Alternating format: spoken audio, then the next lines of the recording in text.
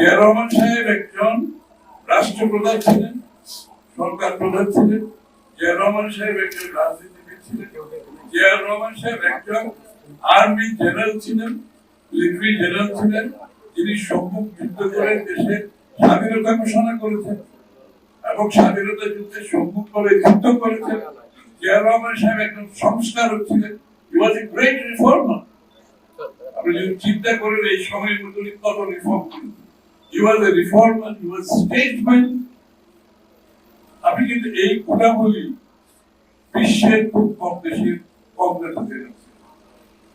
Freedom fighter, মুক্তিযুদ্ধের ঘোষণা, reformer, Statesman, এই মানুষটার মধ্যে বিশ্বের আমি হাতে করে আমি জর্জ ওয়াশিংটন একটু দেখি যে জর্জ ওয়াশিংটন উনিও মুক্তিযুদ্ধে করেছেন, আমেরিকাকে স্বাধীন করেছেন, আমেরিকাকে সংস্কার করেছেন।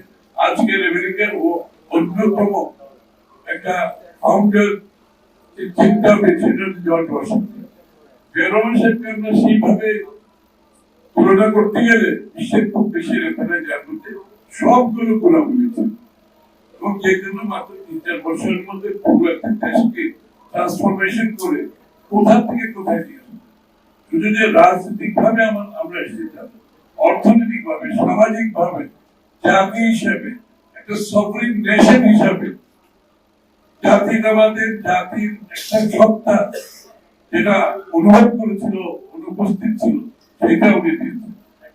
একটা জাতি, একটি দেশ এই নিজস্ব স্বাধীনতার সার্বভৌমত্বের যে একটা গর্বিত অবস্থা, সেটাও কিন্তু উনি দিয়েছেন।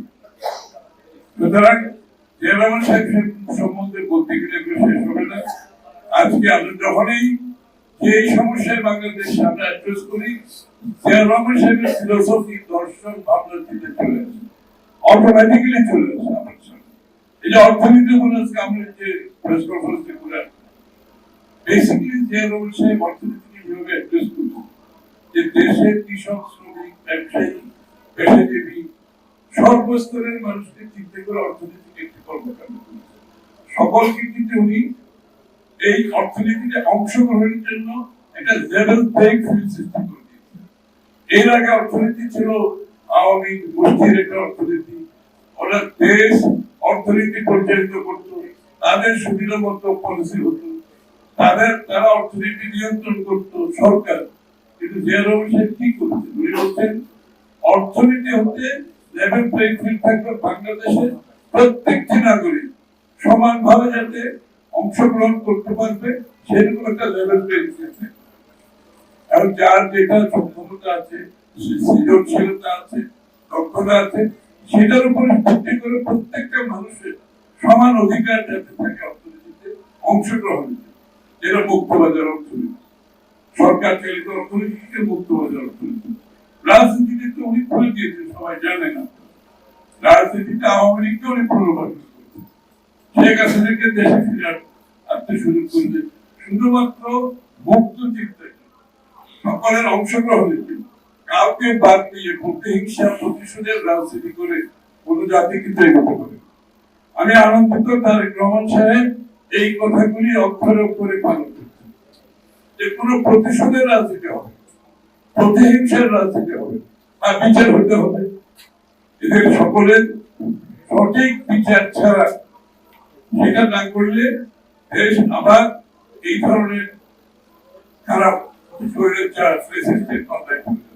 সুতরাং সঠিক বিচার করতে হবে। কিন্তু প্রতিশোধ, প্রতিহিংসা দিয়ে যদি আমরা সার্বক্ষণিক আমরা যদি জড়িত হয়ে পড়ি, তাহলে এই চ্যাপ্টারটা তো ক্লোজ করতে হবে। এই চ্যাপ্টার ক্লোজ থাকলে জানতে এগোতে পারবে। এবং আমি একটা জিনিস বলি, যারা শেখ হাসিনা সরাসরি হুকুমে যারা গুম হয়েছে, যারা সরাসরি হুকুম পালন করেছেন, তাদের একটা শৈল আছে।